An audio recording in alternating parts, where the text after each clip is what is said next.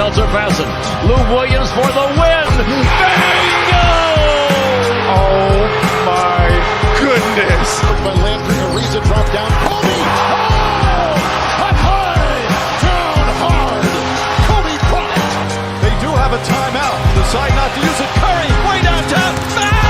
Bang! Oh, what a shot from Curry! Kawhi aggressive to the rack.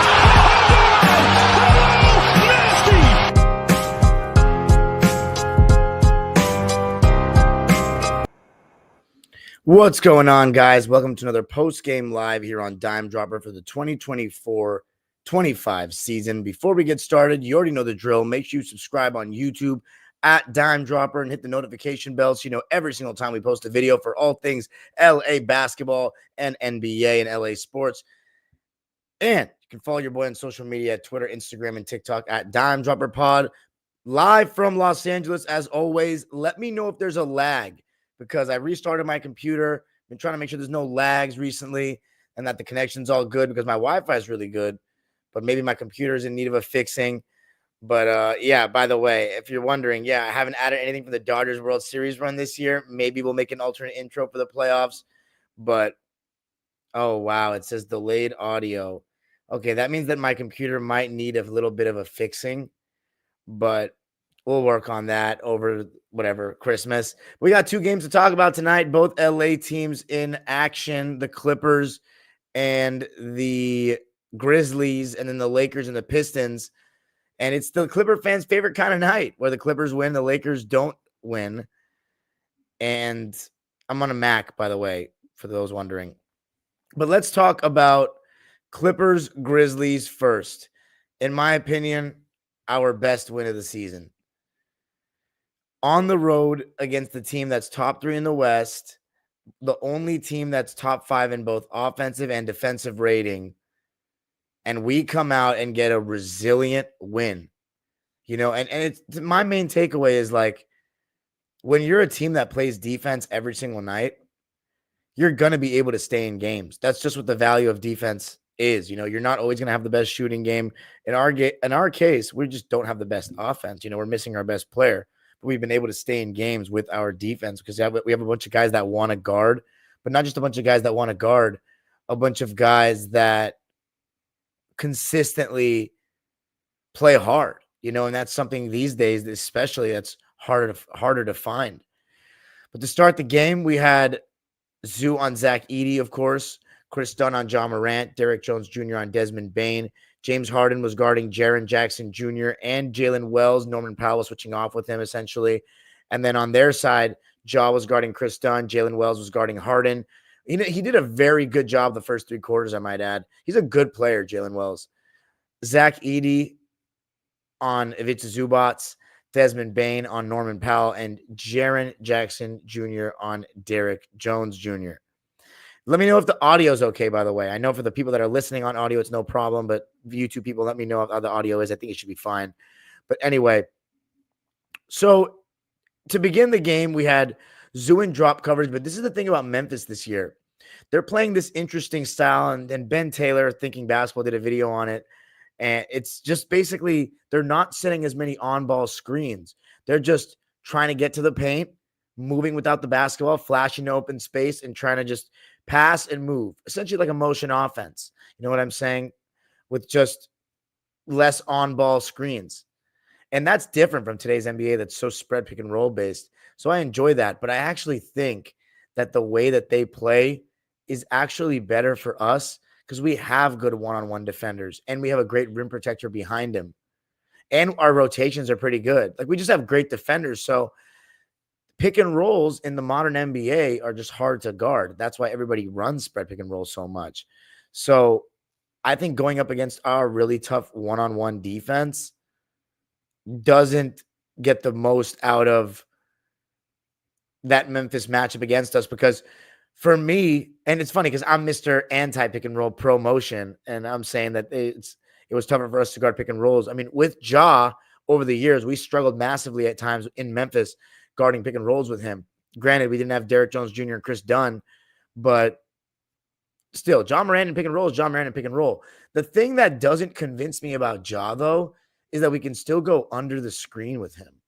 and his jumper just doesn't convince me. He's shooting 31% from three, and we'll live with that all day long. Okay, I see it says audio is cool. Thank you guys. But yeah, the video being a little behind. And you guys are saying it's behind relative to like my lives in the past, or is it always like this? So if it's always like this, then that just maybe a StreamYard live thing. But maybe I gotta, my computer's getting hot again these days. And for the audio people, I apologize that I keep saying it. It's just that I run a live show. But anyway, James Harden in the beginning of the game was getting top blocked, meaning that they were denying him the ball and giving him the basket. Typically, when you guard somebody in basketball, you're in between them and the basket, but they were just Jalen Wells was just top blocking the shit out of him. And it took 5 minutes around approximately until Harden actually tried to back cut and dive, and he's got his first bucket of the game on it, where he caught the ball on the move, going towards the basket, and then took the little step back mid range. But it's like, I was like, dude, are you going to back cut or what? But the guy who I thought on the Clippers that actually didn't end up getting off to a good start in the first quarter was Derrick Jones Jr., and he ended up having a great game, but fell for a Desmond Bane pump fake that's allowed a three, got blown by, was missing a bunch of shots. And then Norman Powell was 1 for 5 to begin the game, and I thought some of them were a little bit ill-advised, a little bit rushed. But, it's a battle between two good defensive teams. You know what I mean? So it's not going to be very easy to score.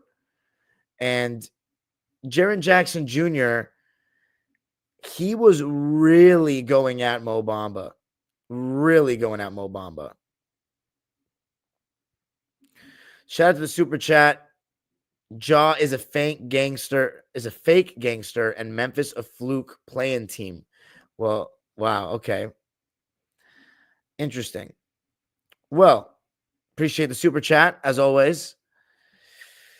Harden had 9 points in that first quarter, but Jaren Jackson Jr., he was really going at Mo Bamba. Like, it was bad. We were just getting around him very easily. So, I don't know. I'm going to have a little bit more to say about Mo Bamba in the live, but I said it before we got him, or not before we got him, when we got him on Locked On. I've still not seen Mo Bamba be a good NBA player. Respectfully. He's more famous for Sheck West's song about him now than his actual basketball. He was a top 10 pick. He's not particularly great at anything. You know what I'm saying? He's not particularly great at anything. So you're starting to see that. Now, first quarter, yeah, as I said, James Harden had 9 points. We were outscored 30-28 after one, but all things considered, I thought it was a pretty solid quarter. We just didn't shoot well, 36% from the field. We actually shot better from three than the field in the first, 37.5%. Second quarter. Now, Kevin Porter Jr., he actually had a pretty decent game to me. Before he had his final stretch where I was like, okay, get him out of the game. Let's get Chris Dunn back in. He had a pretty good game. He was scoring the basketball. He was getting in the mid-range, keeping defenders in jail, just getting to his bag. And he's also been getting better shooting the three ball. They showed a stat that in his last 15 games,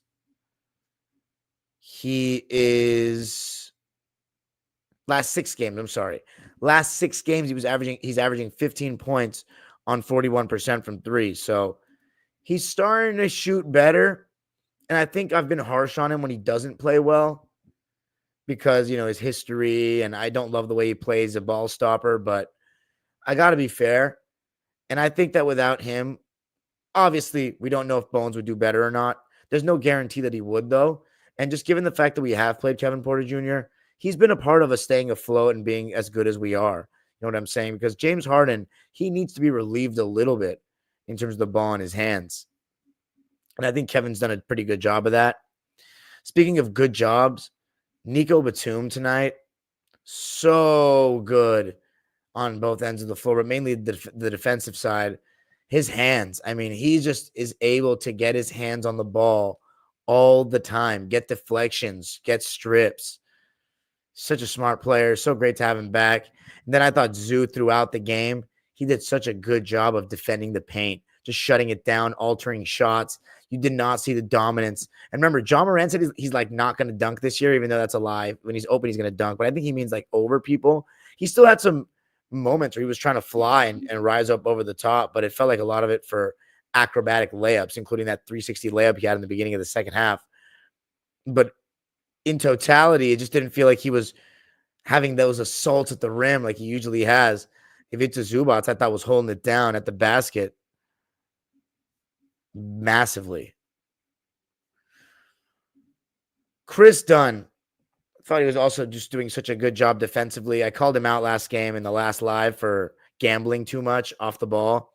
And in this game, I thought he had much better judgment of which passes he was trying to intercept. And, oh, man, he just is always reading what the next move is going to be from the offense, what pass or where a guy's going to turn. Derrick Jones Jr. also does a very good job of that. And it's just been so amazing having them in the passing lanes and their hands, along with James Harden, who has really good hands. We seem to just – there are some games that we come out in the first half and we're just creating interception after interception, strip after strip. Like, it's amazing to see. I'm going to say it again. In my 20 years as a Clipper fan, this is the best team we've had defensively. We just have when you look at the roster, this has the most good defensive players on it. It has the most good defensive players on it. And we have Jeff Van Gundy, who has a defensive mindset. So it's just been really great to see. We have rim protection. We have point of attack. We don't even have our best player. That's the scariest part. Because when we score more points offensively, we're going to be able to set our defense even more. And good luck scoring on our set defense when Kawhi comes back, because that's going to be one other smart, intelligent defender that he's, whether in help or on ball, is very solid. So the sky's the limit in terms of our defense and how good it could be when we get Kawhi back. Shout out to Chris Dunn, Derrick Jones Jr., even James Harden and Norman Powell this season. I think they've been pretty solid for what they've needed to do. Kevin Porter Jr., I think you can criticize him a lot relative to other guys defensively, but I still think he's been better than I expected. And honestly, I'd say mediocre. He has had bad stretches, but he's also had stretches where he's been active off the ball, gotten steals, and I think his overall effort hasn't been awful, considering what I heard from Houston. So, everybody, Nico Batum, obviously, what you're going to get from him defensively.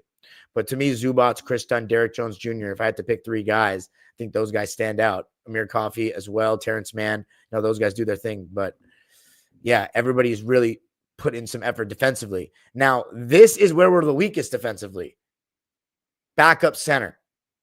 The small ball stuff has been Mo Bamba, Kai Jones. We haven't really given Kai Jones a real chance. He still, when he did get the chance before Mo Bamba, I thought he had some good moments of, running the floor, crashing the offensive glass, being a vertical threat.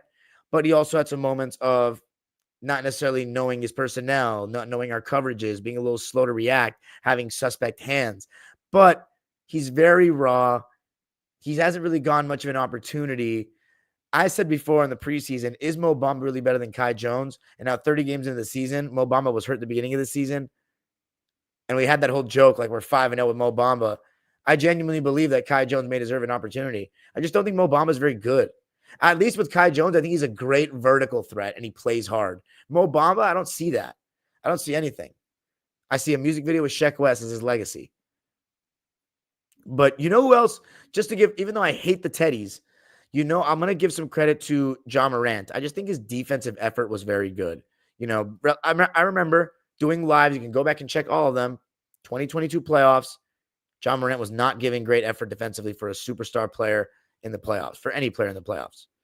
And I can't really remember 2023 and how he did defensively because I was looking at the games from a Laker perspective because it's LA Sports Channel. And by the way, Laker game tonight against the Pistons was a must talk about. We're going to talk about that later, but I don't remember Jaw's defense specifically in that postseason, but I remember he stepping up a little bit from 2022. I thought his effort was good tonight, but he's not a great one-on-one defender, and I don't think he's ever going to be a very good one-on-one defender or just a good on-ball defender. I think if his effort is high, he can be solid enough to win. But the reason I think that the Clippers would have lost this game had we lost is that we kept giving up offensive rebounds and second chance opportunities. I counted twice Chris Dunn was at fault for an offensive rebound, not blocking out, and Zubac's 3 offensive rebounds given up in the first half.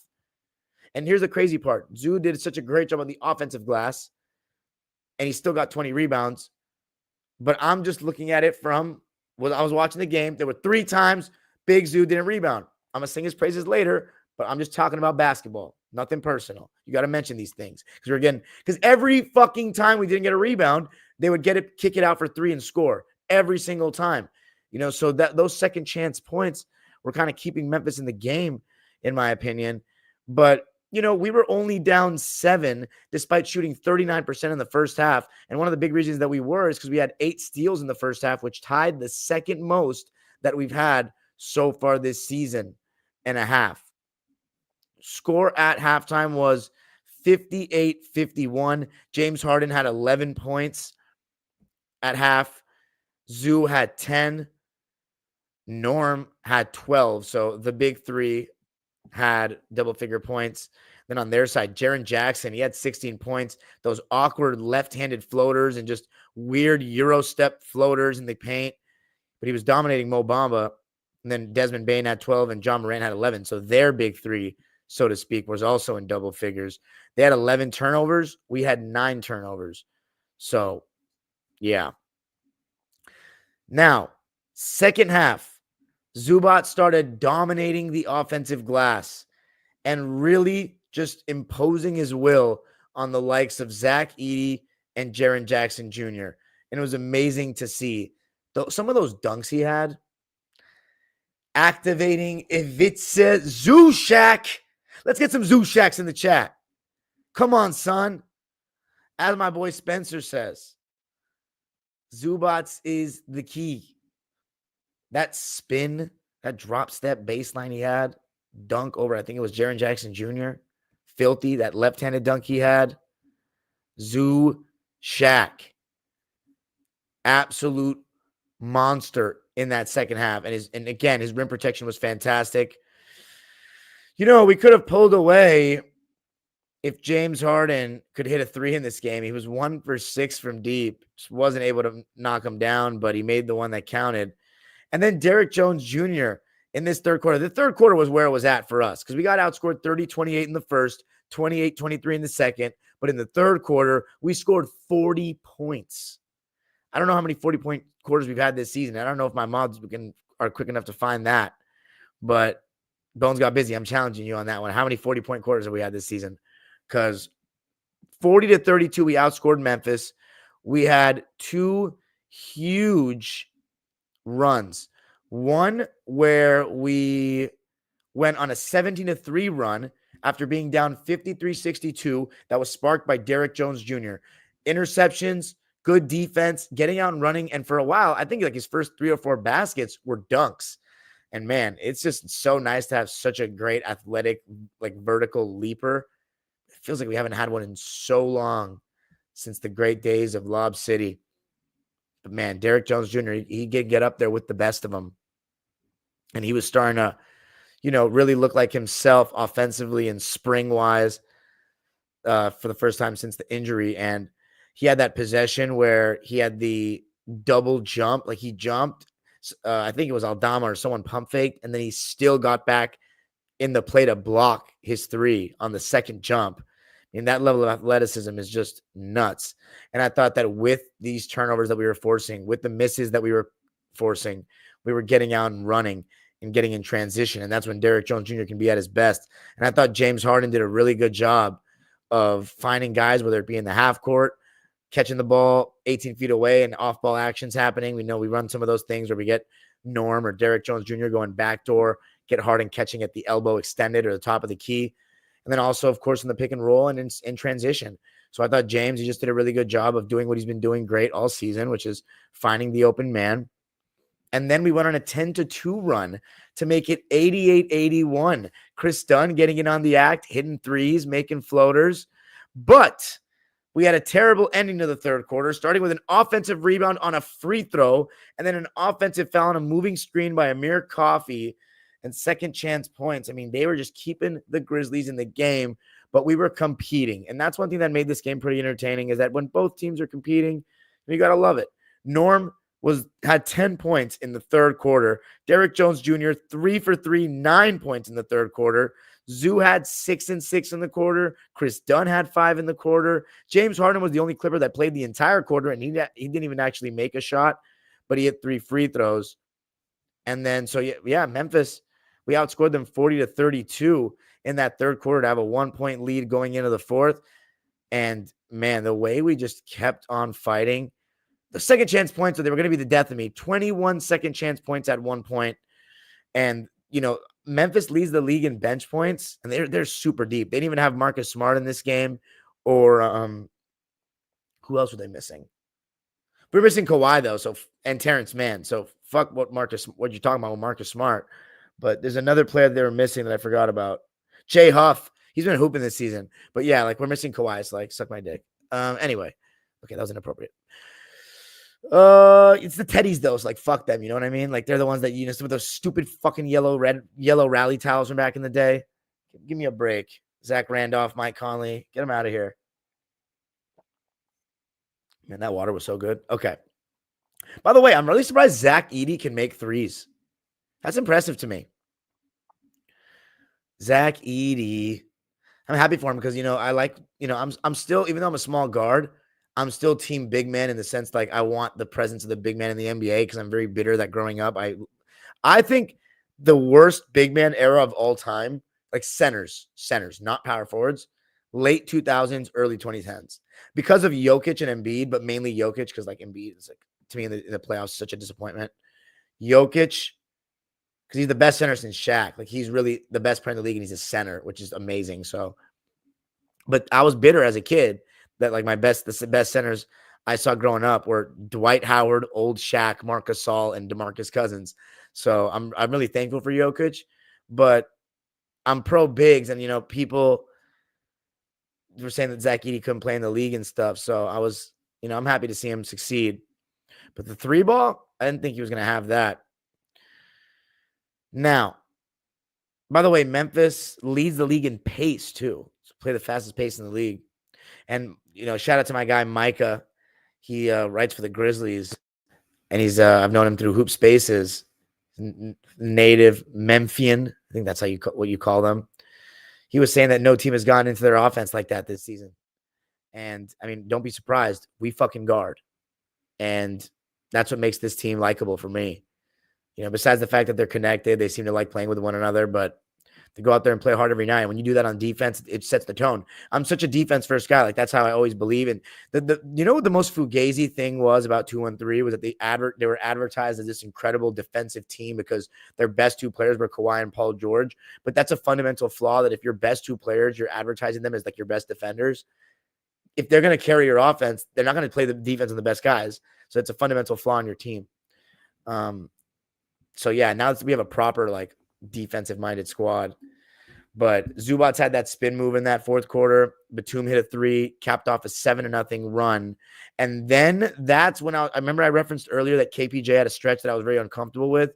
He had some really bad moments of gambling, of just fouling unnecessarily and helping when he didn't need to.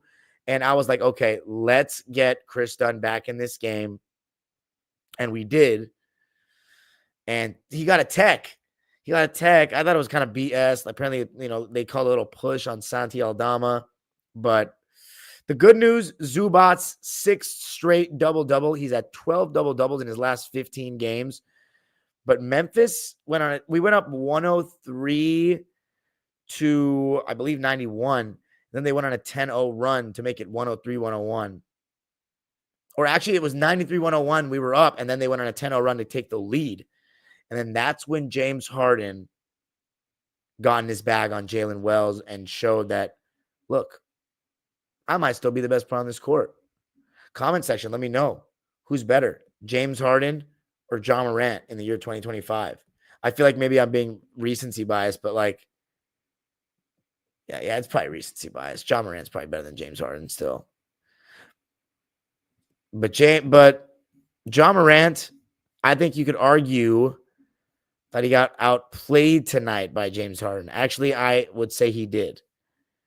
And the big 2 floaters and the 3-ball by James were huge. And what happened next was the Grizzlies started double teaming, leaving Chris Dunn open for 2 wide open corner threes. Chris Dunn missed them both. And I believe we were up by 2 points. I think it was a tie game. And what an awesome play Ty Lue and the coaching staff drew up, where he said, you know what? If they're going to double James and they're going to, leave Chris Dunn, let's have Chris flash the middle of the floor. He's made a couple floaters this game. When a guy's charging down the middle of the floor, you have to stop the ball, right? So he catches it. You had Norm on one side, Nico on the other side for spacing, and Zubac's in the dunker. So if Chris Dunn gets the ball, someone that's guarding one of those guys is going to have to come, and one of those three is going to be open. You probably don't want to leave Norm open. So it's a choice, Zubac or Batum. Eventually, it gets out to Nico. Extra swing on the bounce pass on the baseline of Zoo for the dunk. Just an amazing set drawn up by the coaching staff. And, man, how much credit can we give Ty Lue so far this season? I mentioned it in the win against Dallas, but top 2 coach in our history to me, minimum. Him and Larry Brown. Respect to Mike Dunleavy. No fucking respect to Glenn Rivers. I thank God every day he's not my coach anymore.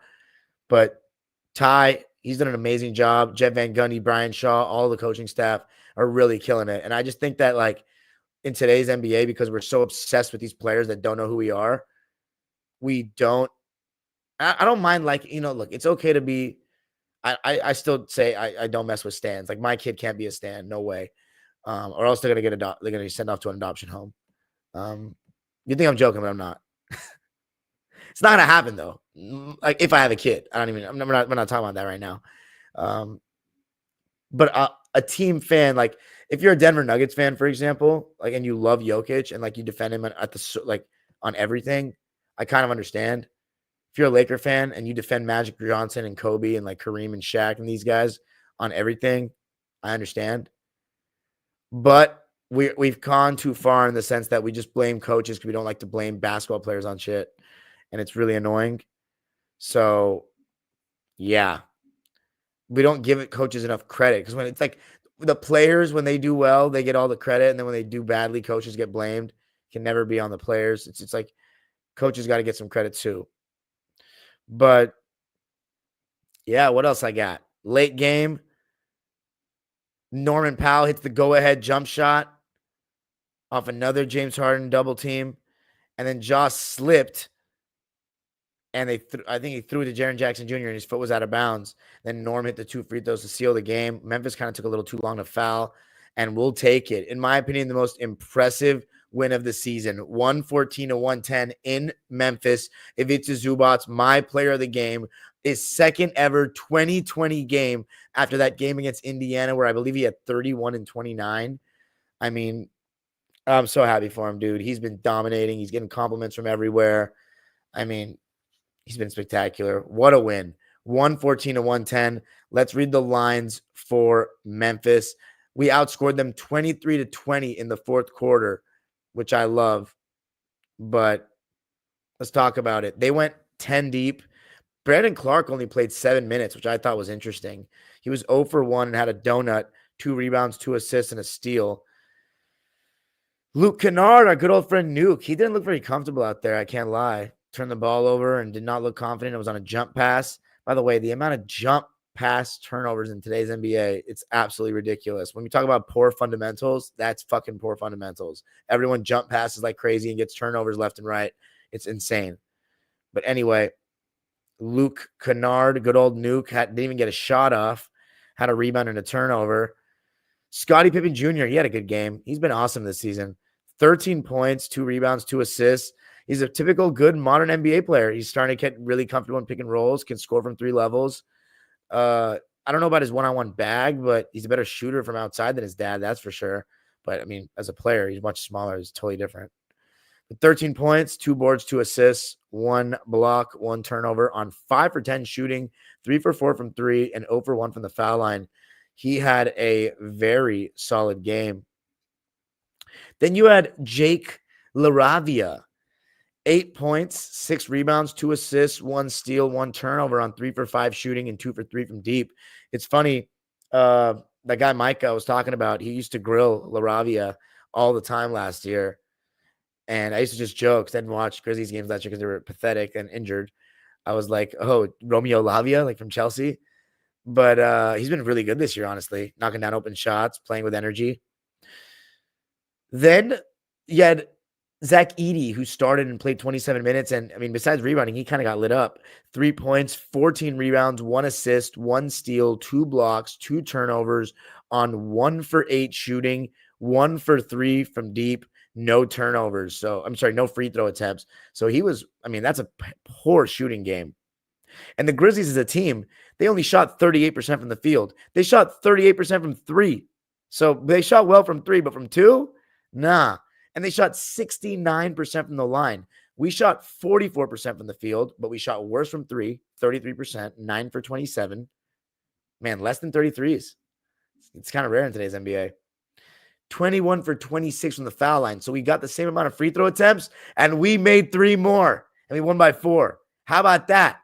How many times, to be honest with you, after that game against Portland, we have been I feel like we've beaten teams because of making free throws and them missing. So interesting.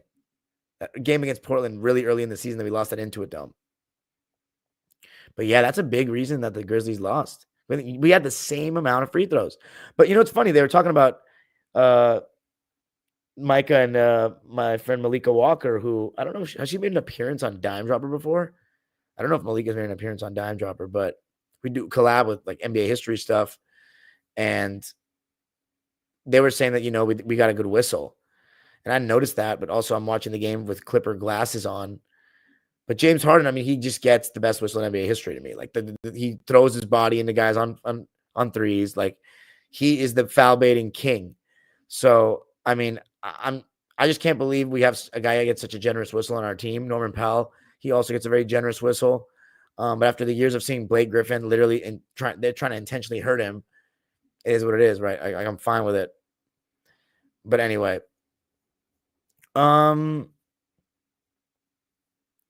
yeah, we'll take it. We'll take it. You got to give the defense credit. Resilient bunch. Let's see what else we got from Memphis. What else we got from Memphis? Santi, no, just go Jalen Wells. 7 points, 3 rebounds, 2 assists, 2 turnovers, 2 for 5 shooting, 1 for 4 from 3, 2 for 2 from the foul line. I thought he did a good job on Harden for the most part, but got torched towards the end of the game by good old James. And then you had John Morant, who only played 29 minutes. So I'm guessing he's still on like a little minutes restriction of some sort.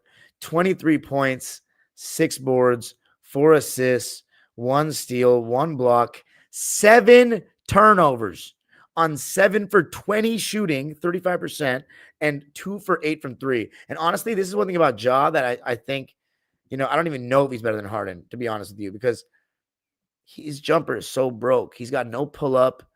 Like, teams go under screens on him, and he's actively said he's not going to try to dunk on guys as much. I don't know. But we'll reserve judgment on that Ja Harden stuff because Ja's still young and on the rise and Harden's on the decline. But, they're both very good players still. We'll take that defensive performance on Ja, though. Every time he shoots a 3, it's a win for the defense. Then you had Santi Aldama, who I think is a really solid NBA player. Can knock down threes. He's got great size, fundamentally sound, smart player. 11 points, 7 rebounds, 3 assists, 2 steals, 2 blocks, 1 turnover on 4 for 9 shooting, 3 for 6 from deep, and 0 for 1 from the foul line. And that was the bench for them, 10 deep. And then you had Desmond Bane, who had 21 points, 9 rebounds, 7 assists, 2 steals, but he turned the ball over 4 times. Shot 7 for 15 from the field, 3 for 7 from 3, and 4 of 5 from the foul line. Jaren Jackson Jr., 24 points, led scoring for the Grizz, 6 boards, 3 assists, no blocks, no steals, 1 turnover on 9 for 26 shooting. Oh my God. Can't remember the last time I remember Jaren Jackson Jr. shooting that much. 1 for 7 from 3, 5 for 9 from the foul line. So he missed half their free throws.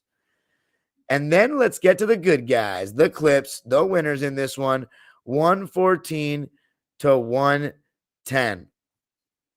9-man rotation for us. No Jordan Miller. Mo Bamba played 6 minutes, and he was a -14, team worst. in those 6 minutes, was getting cooked by Jaren Jackson Jr.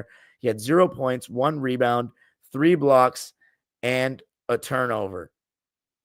0 for 1. I'll take the 3 blocks. Shot 1 shot. It was a 3 and missed. And then we had Kevin Porter Jr., who played 20 minutes. He had 13 points, 6 rebounds, 4 assists, 2 steals. Did turn the ball over 3 times, but he did a little bit of everything. He shot 5 for 14 from the field, 1 for 3 from deep, made both of his free throws.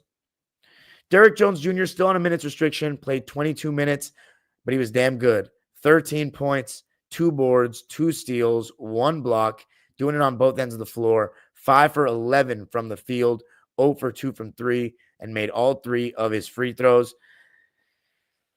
Amir Coffey, another fairly quiet game for the Brewmaster. Didn't do much. 5 points, 5 rebounds, 1 turnover on 1 for 5 shooting, 0 for 2 from 3, and made all 3 of his free throws. Chris Dunn, 7 points, 4 boards, 2 assists, 3 steals, and a turnover. Shot 33% from the field and 3 for 9 from the field, 1 for 3 from deep. But I thought he was really solid because of his defense.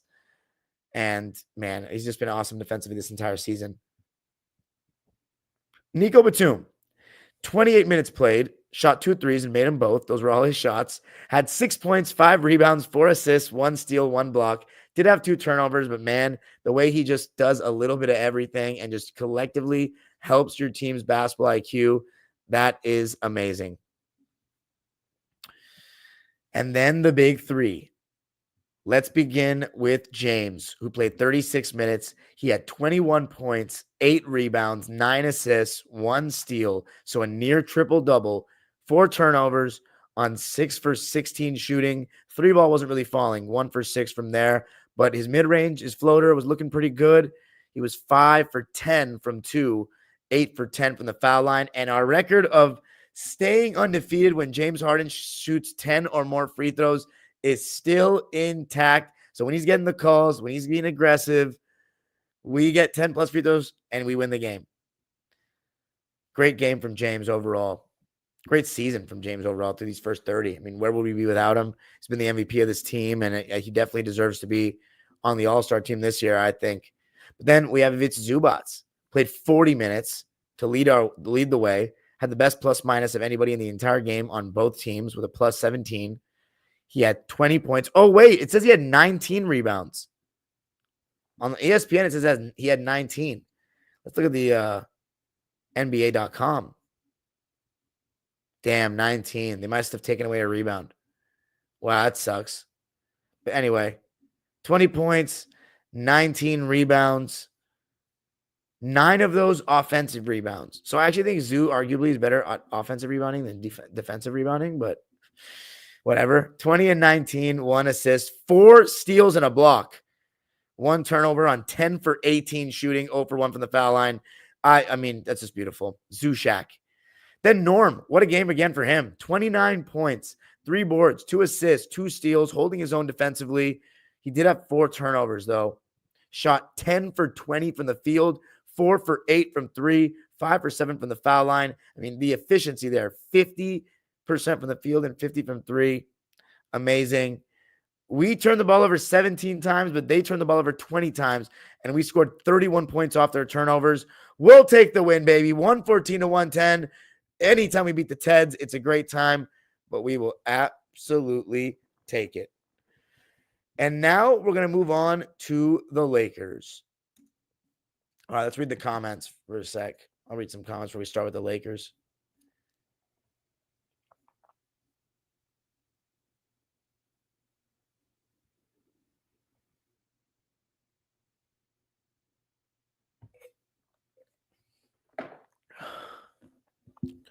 Oh, shit. Let's see. All right. Ooh. Thank you, Kai.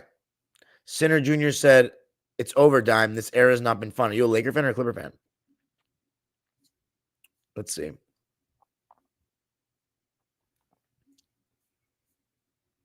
Andrew Kassar says Clippers are ready for first NBA title. How about that? I feel like you always say this shit, and then the next time you'll just come in the chat and be like, Clippers suck. Trade everybody. Norman Powell, second option in postseason. Jorge Mercado says, oh, damn, late live. Love it, Dime. Game today was amazing. This is the type of team I would love to see win a ring. Sadly, don't think we have the superstars even with Kawhi, but damn, is it still fun. I feel you on that. Now, why isn't Kawhi coming back next game? Because he's not healthy yet? Moved on from PG. Now time to end it. Trade Kawhi. Let him retire, whatever. This 2-3 years has not been fun. I agree with you, but like, who's going to take Kawhi when he hasn't played?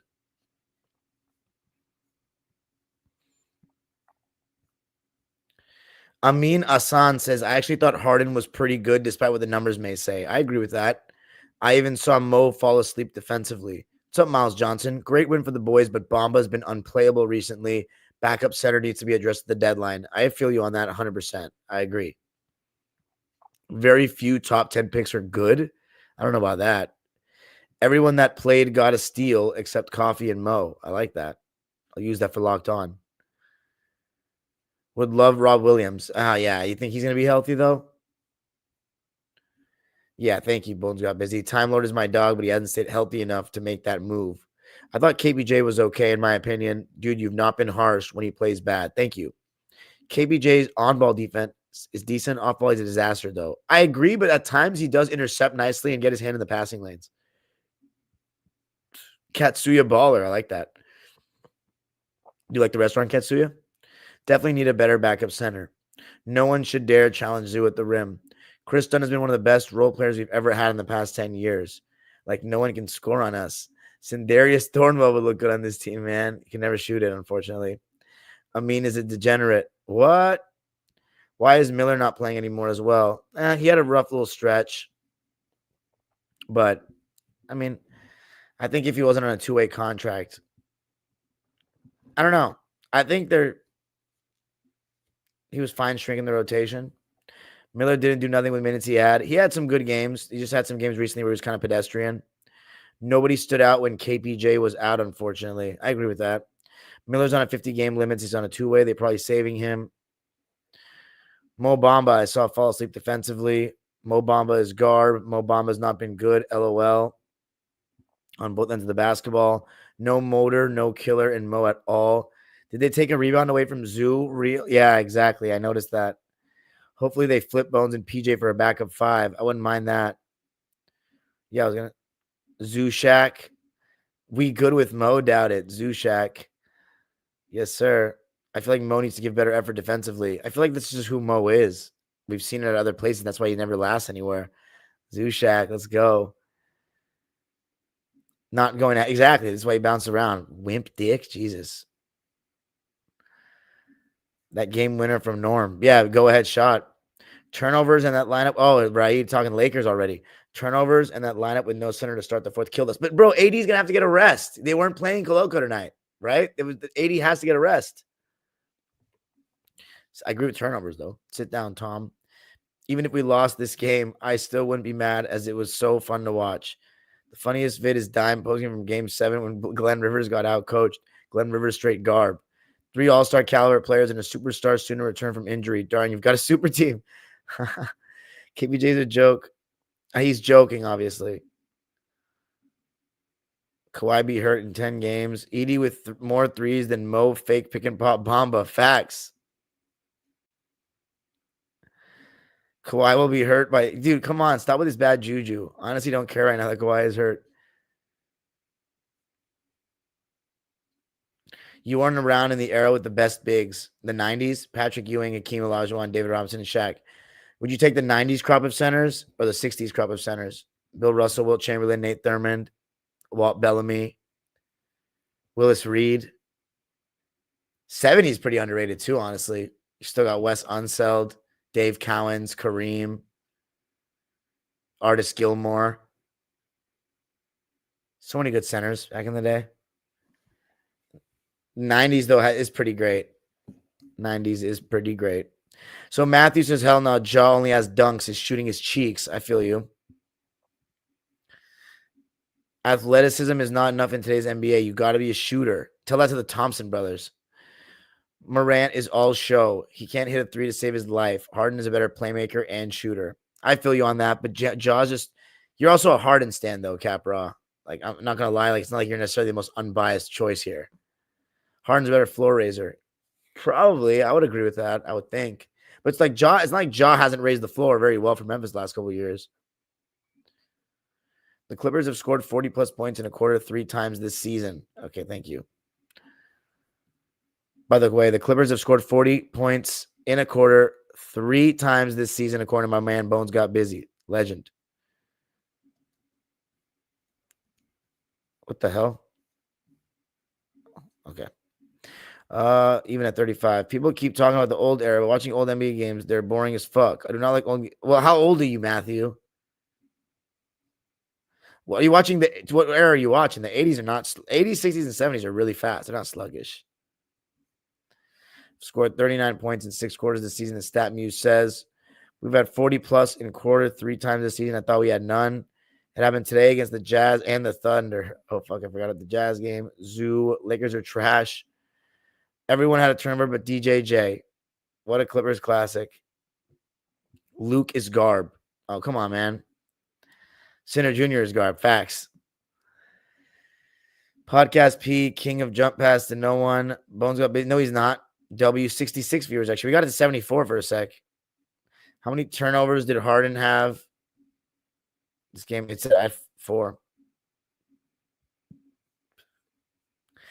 DJJ and Dunn shut down Showboating Morant. Harden is a far better floor. I don't know about far.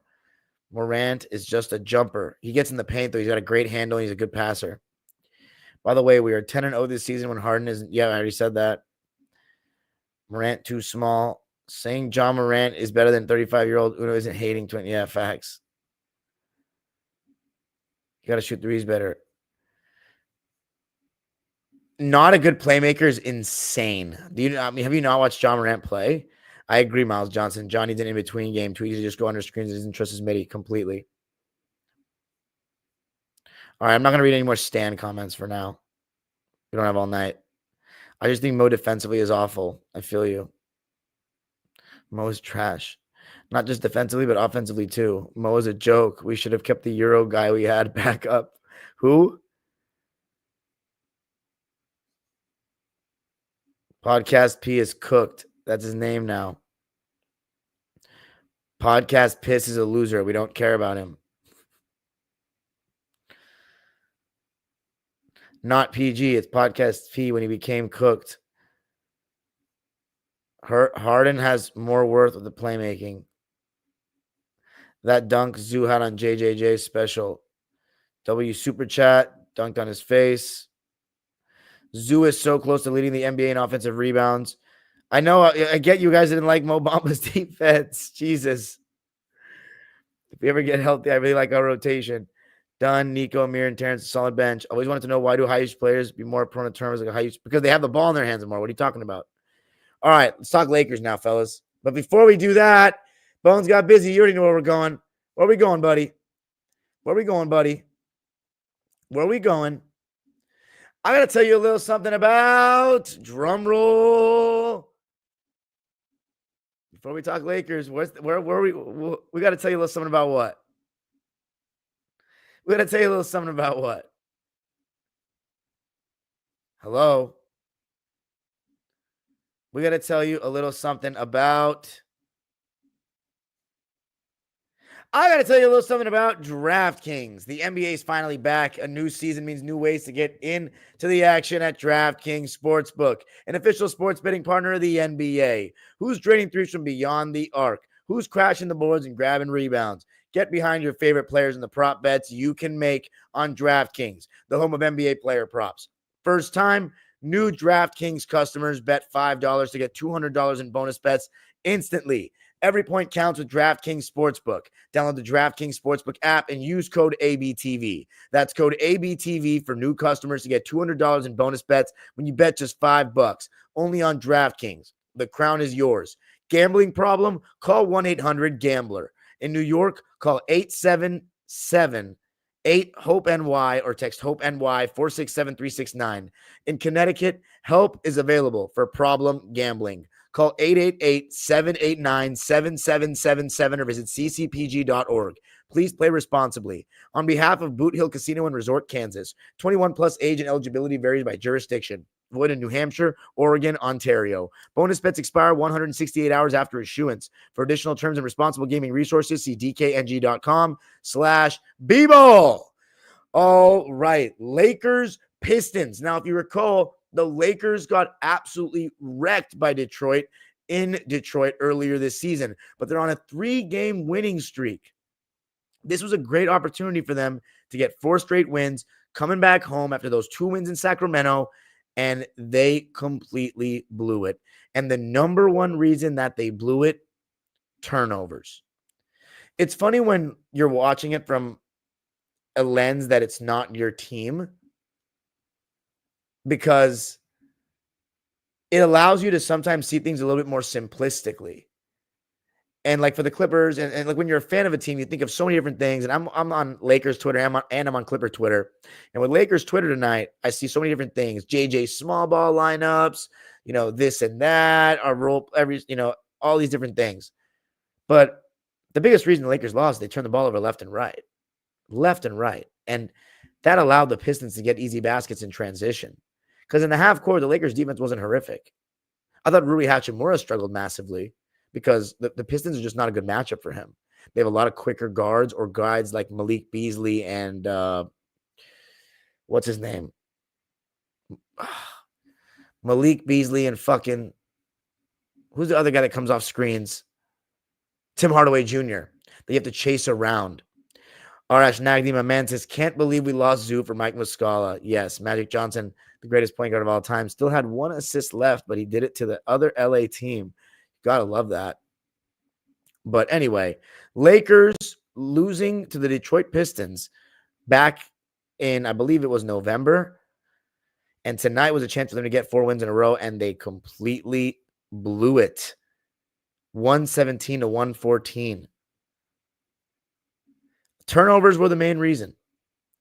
But also, I believe that Anthony Davis, he wasn't as aggressive tonight as he's been this season. It felt as though it was kind of playing through LeBron and Austin Reeves and pick and roll more so than feeding Anthony Davis and playing through him. I thought that the Pistons offered a level of physicality that I just didn't expect, where they were really getting into the Lakers ball handlers, and just anytime AD was trying to initiate from the high post, they were really into him chest to chest. So they were just like, might as well run pick and rolls, because AD didn't have the time to like turn, face, survey. They were really trying to rush the Lakers, use their athleticism, speed, physicality to kind of wear them down. And they absolutely forced them into several turnovers. So I don't know. Thankfully for the Lakers, the Pistons are in the East, but they're not a good matchup for them this season. But AD, I just thought he was timid. It was because of that ball pressure. And I don't know if it was because of that ball pressure or because he's injured a little bit, but he just was looking like he was screening just a lot more. It didn't feel like he wanted the ball. I don't know if that's a JJ schematic thing or that's Anthony Davis not demanding the ball as much, but I think it's a little bit of both probably. But if you're Anthony Davis, I've seen when he's in the mood to go to work, to go crazy. Offensively, he just didn't seem like he was like that in this game. As far as the matchups, Max Christie was guarding Cade Cunningham. And of course, Max, he's now in the starting lineup, and he's been a huge reason why the Laker defense has gotten better over the last couple of games. He was guarding Cade tonight.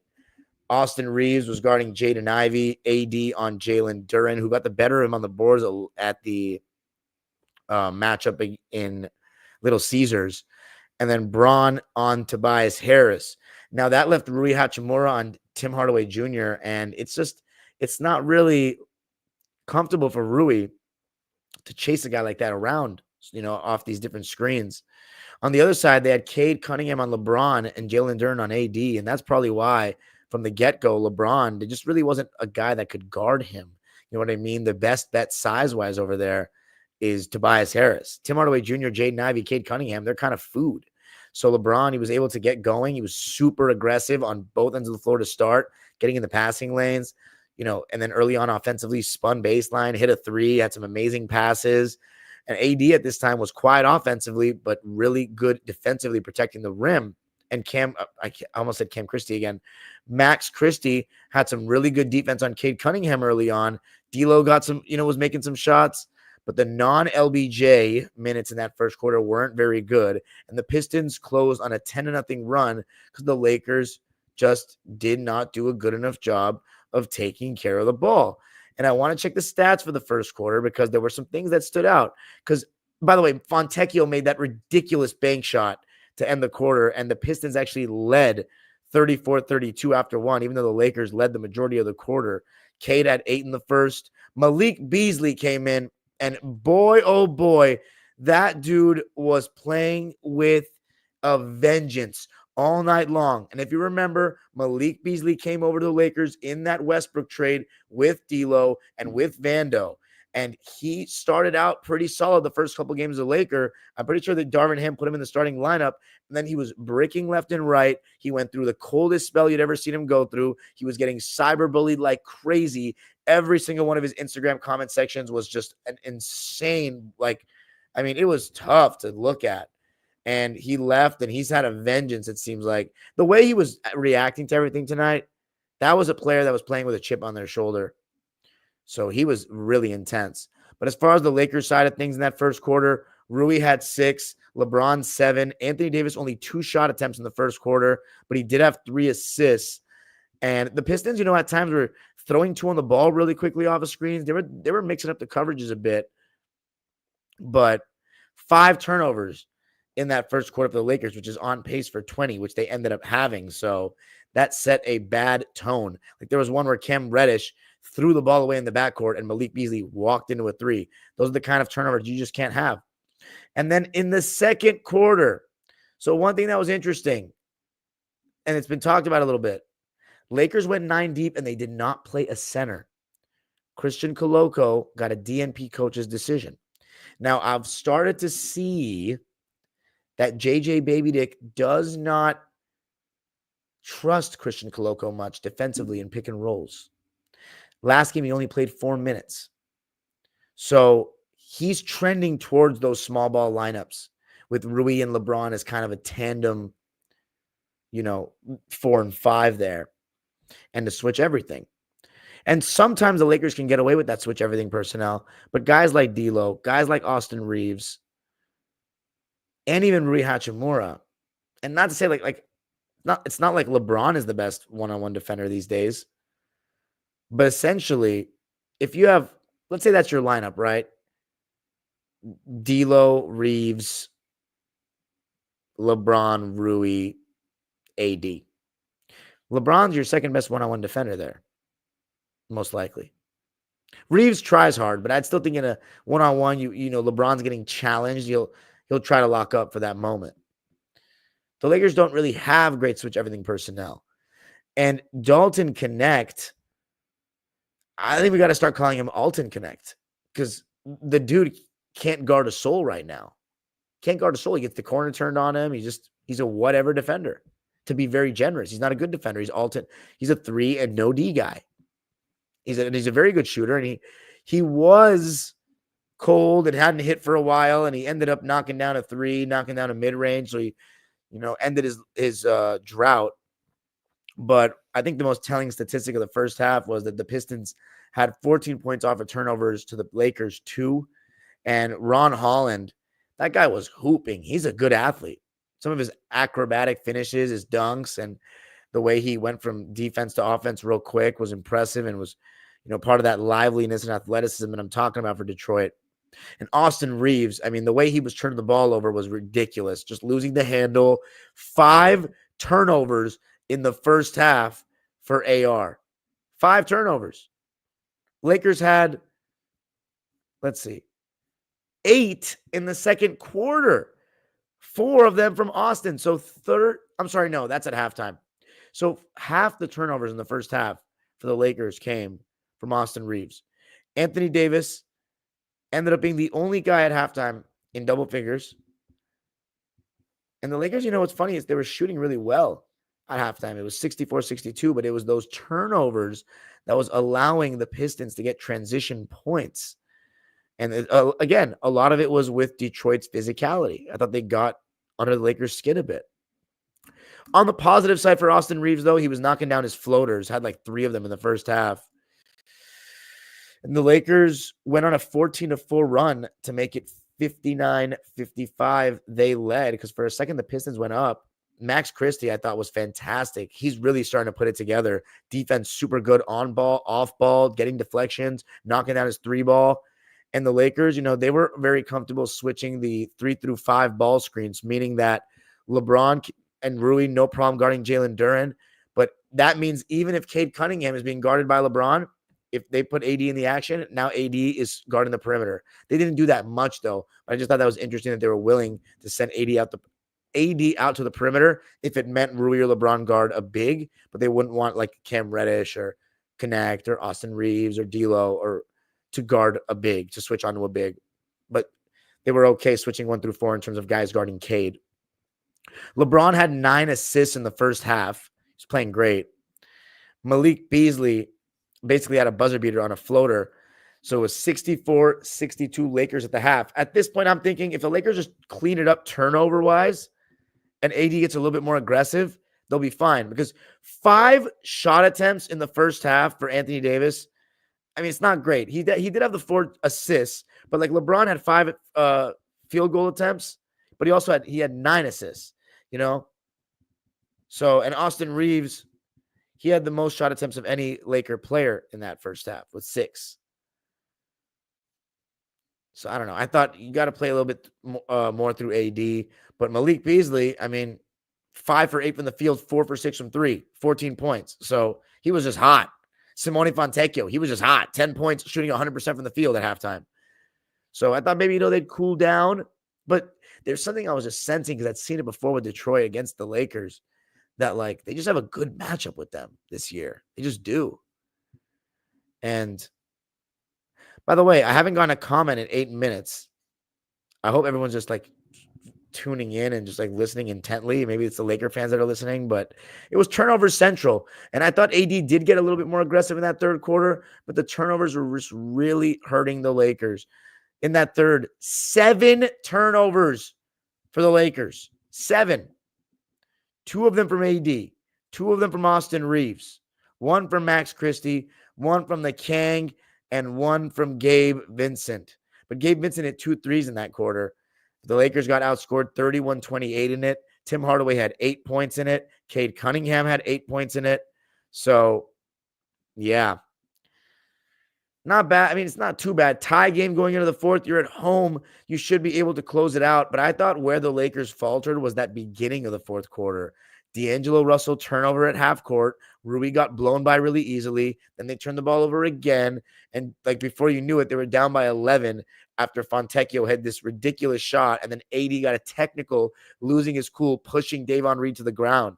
This was, and imagine, see, AD, I know Reed pushed him first, but you got to keep your cool there when you're down. He's trying to get under your skin, right? And the Lakers ended up losing by 3 points. Imagine what kind of different play they could have drawn up. They didn't even have to, what kind of different play they could have drawn up if they were down by 2 instead of 3. So these things add up. You know what I'm saying? They add up. And by the way, how about that filthy move by Cade on the break, that behind the back and then high finish off the glass? I love Cade's game. I just think he's been injury prone, but I love watching him play. He to me embraces every spot on the floor in terms of his shot selection, but I do think he takes some bad shots, including that three-pointer. That three-pointer he took when they were up by 3 already. It's like, I just don't get why he would take that shot. He's inefficient. I mean, for today's NBA, especially, he's shooting like 39% from the field. But I just like the way he like reads the game and his decisions in pick and roll and his size, and he's got the mid-range game. He's really talented. I fuck with him heavy, actually. And yeah, they went up by 10. Beasley was loving it. But the Lakers didn't give up there. LeBron had 5 straight points, had an and one to make it 114-117. And then Anthony Davis got a chance to make a layup, and he missed the layup. And honestly got bailed out with a foul by the Pistons, and it was a late call. But They overturned it, right? Yeah, they overturned it. It wasn't a foul. So, I mean, look, that's your best player, man. Missing a layup. There's not much you can say about that. I think AD would want to have that back. But yeah. And Lakers still ended up getting a chance, though. And it was my poetic ending. LeBrick for 3, deep 3. Same kind of play they drew up when he made that 3 against Orlando in 2009.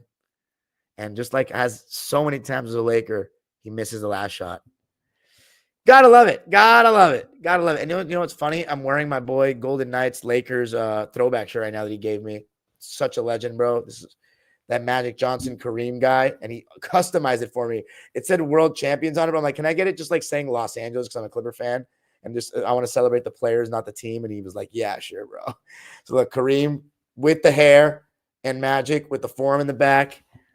Absolutely tough. If you want the same kind of shirt, it can have LeBron and AD on it or Kobe and Shaq on it. Go to Golden Knights website. That's my guy right there. Makes great LA sports merch. Kendrick Lamar, Dodgers. And he's a big supporter of the channel. So go check him out. You know me. I love the throwbacks. You know what I'm saying? Magic Johnson, that's my favorite player. And Kareem. I can't believe I actually got to say hi to Kareem. That was like one of the most special moments of my life right there. But anyway, let's read the lines, man. Big loss for the Lakers. They really should have won this one. But the turnovers for me, that's what it comes down to. And, you know, your best player shooting 14 shots. Not a huge fan of that. Not a huge fan of that at all. I thought it was just like too much screen setting from AD and just using him as a roller. And I think, you know, he puts a lot of pressure on the defense when he catches the ball in the mid post or the left block. Or I just felt like it was kind of back to the old ways and not using AD as that dude. It was kind of a LeBron night. But I think it's got to be more of AD focal point offensively nights. That's just my opinion. Not even saying that like LeBron was at fault for the loss. Actually, this was the only game this season, only game. I got high standards that I think LeBron did not get enough help. Because the other games, whenever someone says someone didn't get enough help, do they do their job on defense? Because then everyone says, well, you can't play defense if you have high usage rate. No, stop that. You can at least do the bare minimum. I'm not asking you to guard elite players, but you do the bare minimum of doing your job. Basketball is a two-way sport.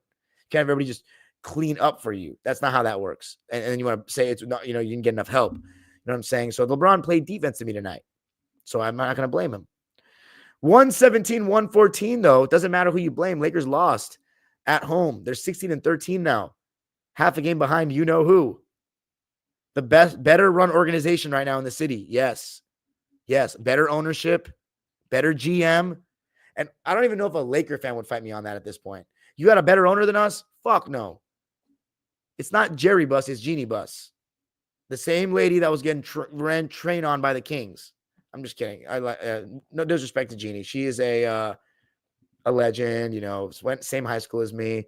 But that's not Jerry over there. That's not Jerry. Rob Pelinka, he's dropped the ball. He's massively dropped the ball. They didn't improve this roster. When you lose 4-1 in the first round and you don't improve your roster except for hiring a podcaster as a coach, you think you're going to get that much better? When your best player, your second best player is 40 years old. Yeah, AD's having a better year. He's averaging 27 points a game. Or he might be down to 26, and Reeves, again, he's improved on his scoring average, but D'Lo's D'Lo. You've seen that he's not built for high-level basketball. Rui, double-digit points, double-digit average. He's okay. He is who he is. I think on a championship contending team, Rui would be a good bench player. Starting, The thing is, I talked about it the other night. Jared Vanderbilt's taken up like $10 million on the cap this season. He was supposed to be a big part of this team and adding that athleticism to it. But, I mean, you can't really get rid of him. I don't think anybody would want him. Max Christie's been a plus, but I don't know. Lakers are just okay. They need some better bona fide role players, but at the same time, I don't know about AD at that highest levels as a number one scoring option. He just still doesn't convince me because of games like tonight where you shoot 14 shots. Like, it's not good enough for me.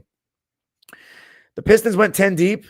You got double-figure scoring nights from 6 of them. Asar Thompson had 8 points, 5 boards, 4 of 5 shooting. Paul Reed, he had a donut, but he was plus 20 with 3 boards, 5 assists, 3 steals, and 2 blocks, and no turnovers. Did a little bit of everything, Paul Reed. Oh, B-Ball Paul. I thought it was Dave. I don't know why I said it was Davon Reed. B-Ball Paul. I like B-Ball Paul. Simone Fontecchio. He didn't even miss a shot. 13 points. 4 of 4 shooting, 2 for 2 from 3. So a little bit, it's like they just were making shots. Ron Holland, 10 points, 5 for 7 shooting. Jesus. They got 52 points off their bench. And you know the Lakers aren't deep. We already know that. 42 points off their bench.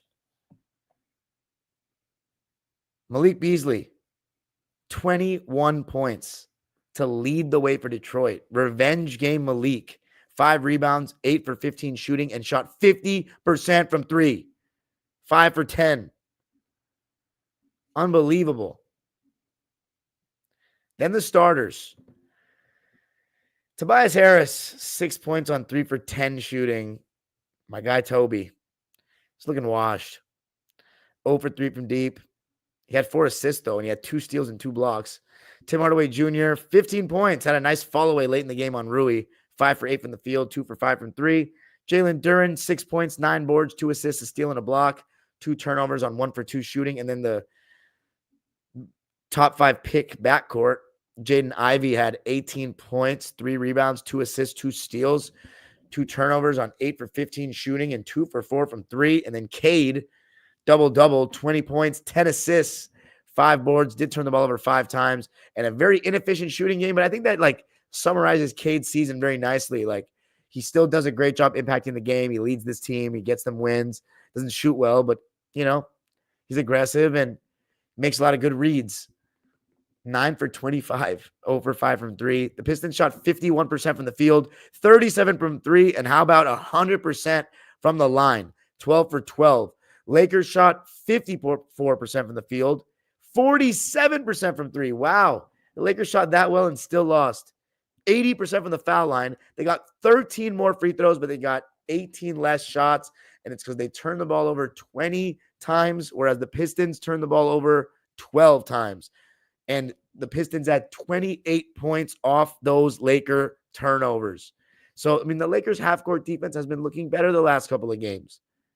And right now, when they turn the ball over, defense can't get set. For the Lakers, 9 deep, Alton Connect got 16 minutes. He had 7 points, 2 rebounds, 1 assist. No turnovers, shot 50% from the field and 3, 2 for 4 from the field, 1 for 2 from 3, 2 for 2 from the foul line. He was, I don't know. He can play D. That's all I can say about that. Cam Reddish, he had a pretty good game, actually. Think he should have played more instead of Rui? Let me know in the comments. 7 points. Considering how Rui closed that last game, I wouldn't have done it. 7 points, 4 boards, 1 assist, 1 steal, 1 block, 1 turnover, and he shot 100%. 3 for 3 from the field, 1 for 1 from 3 in 17 minutes. D'Angelo only played 16 minutes. JJ did not like what he saw from him, and these are the kind of games that really frustrate you as a Laker fan. 5 points. He's had all these double-digit games recently. 5 points. And his defense was not good. 5 assists, 5 points, 2 turnovers on 1 for 5 shooting, 1 for 4 from 3 in 16 minutes. Are there any Laker fans that think he should have played more? Get more rhythm? I don't know. Gabe Vincent, he had 9 points, 2 rebounds, 1 assist, 2 turnovers. I think Gabe's been playing a lot better lately, but he was a minus 22 in this game. Now, again, single game plus minus is kind of bogus. I don't believe that he was the worst Laker player tonight. I think he's been playing a lot better lately, and Stu Lance even agreed with me.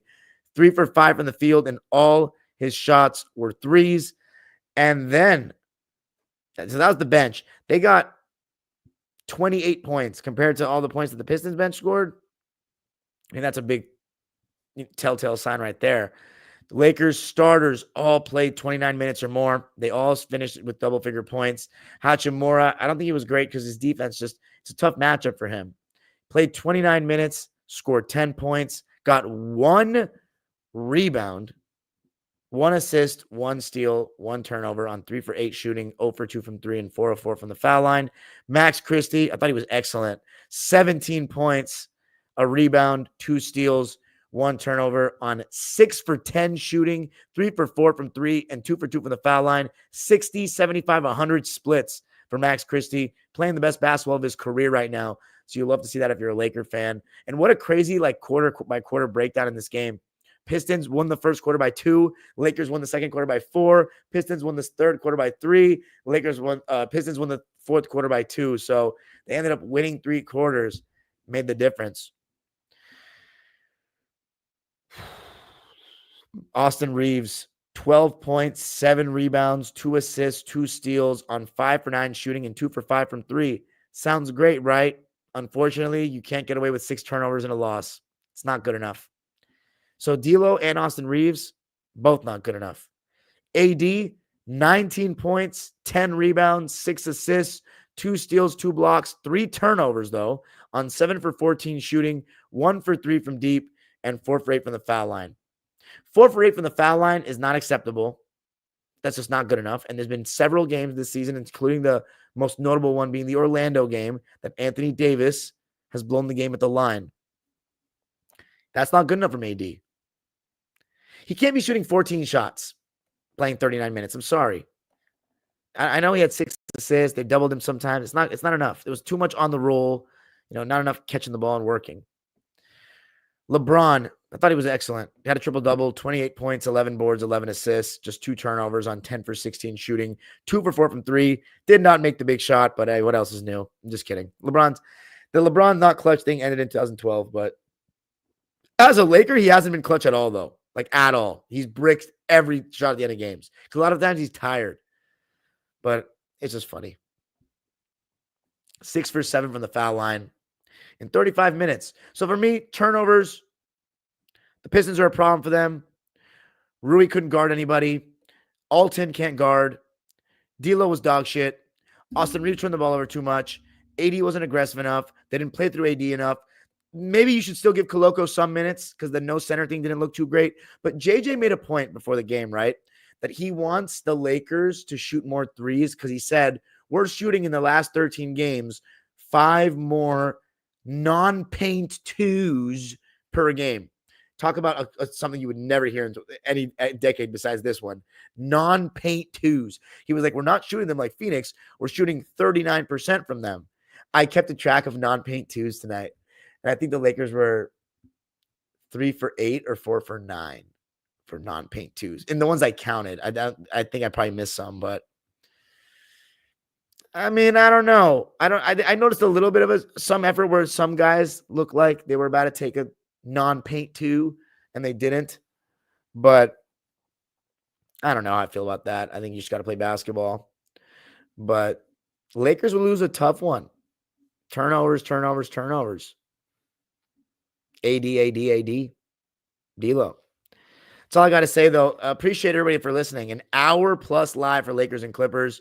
Hey, man, I try to go in depth as possible. And Laker fans, I appreciate you guys for being patient with me this season. Been super busy. Now I got to get back to watching soccer as well, and then USC women's basketball because I've been lagging on my boy Arash Markazi and writing articles for him. And I got to do Locked On Clippers tonight, so I got to peace out, ladies and gentlemen. So thank you so much for listening. And I don't know when the next live is going to be. Maybe a little Christmas night live, but yeah, I'm not having a family gathering for Christmas. I'm doing Christmas Eve this year, so maybe a Christmas night live to talk about the Lakers. Peace out, everybody. Have a great, happy holidays. Love you all. All right, we can talk. Let's look at the live chat. Let's look at the live chat right now. We haven't had as many comments for the Lakers, so we need to make a trade for a playmaker. He says. Miles says, I like Cade a lot, but who would you compare his game to? Big point guard. How tall is Cade? Let's check. Cade Cunningham. 6'6". 6'6" point guard. I mean, SGA is a 6'6" point guard. I think Cade's a better passer than him, though. But they like the mid-range area. They like that step back. We didn't have many 6'6" point guards. I mean, obviously the GOAT, when you think of 6'6" point guards, Oscar Robertson pops to mind. He's got some of that mid-range in his game, but it's just Oscar's so much more controlled, more efficient with his shot selection. Just knew how to – he had spots. Cade has a little bit of that elbow, that foul line spot, but Oscar's jump shot is just so much more efficient, so much more cash. Maybe a modern day Oscar. That's very high praise though. I feel like I'm being a little disrespectful to Oscar if I go that far. Austin Reeves looked like Uno out there with 6 turnovers. 80, the most overrated player of this generation. Jesus, I disagree with that massively, Miles. Only won 50 games once in his career.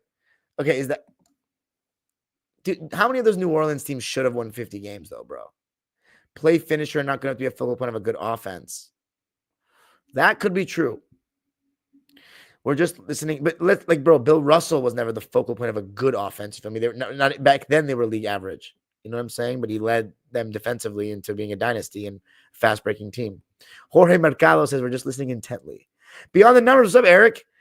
He says, Lakers are going down that road again where they played through LeBron instead of AD, losing recipe. Regardless, their defensive personnel is just not good enough to compete in the postseason. I agree. What's your opinion on the NBA ratings dropping? Oh my goodness. I could go all day on that one, Fortnito. I don't think we have time for that tonight. I'm sorry. I try to answer every question, but that one I could go on and on.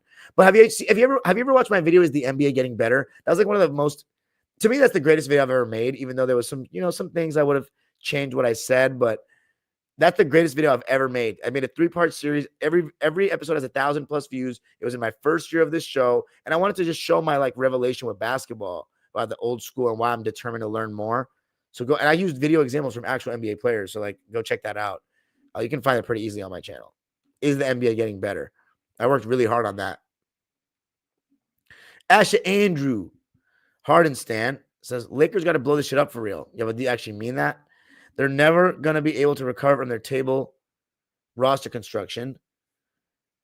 Don't have the assets, and their 2 best players are old. Yeah, I agree. A wild thing to think about is Bron and AD have given you 2 unprecedentedly healthy seasons, and the team going to have back-to-back seasons in the play-in. I agree. What's up, Ross? This AD is in his prime years. Yeah, he absolutely is.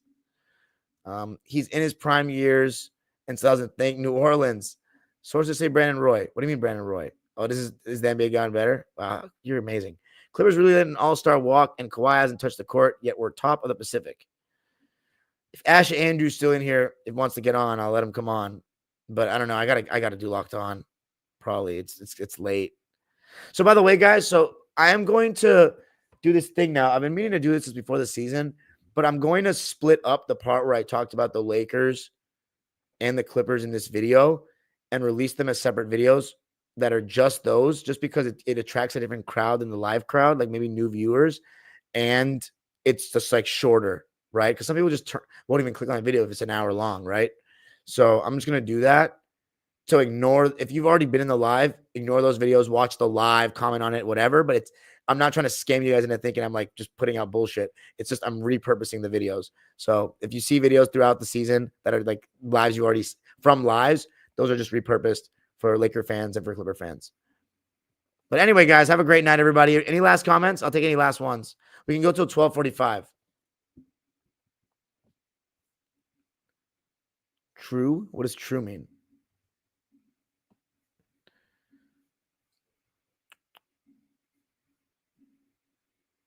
Funny enough, what video? Keep doing your thing, bro. Thanks, Beyond the Numbers. I appreciate you all. I'll see you guys on Christmas, all right? Have a great Christmas Eve. Be easy, guys. Check out my latest videos, vlogs, whatever it may be. That last vlog did get to 1,000. Bones got busy. I think we've gotten to 1,000 on every single one, but keep on watching, man. Those have been, authentic, and the views from the fans. And it's been awesome. So peace out, everybody. Have a great night.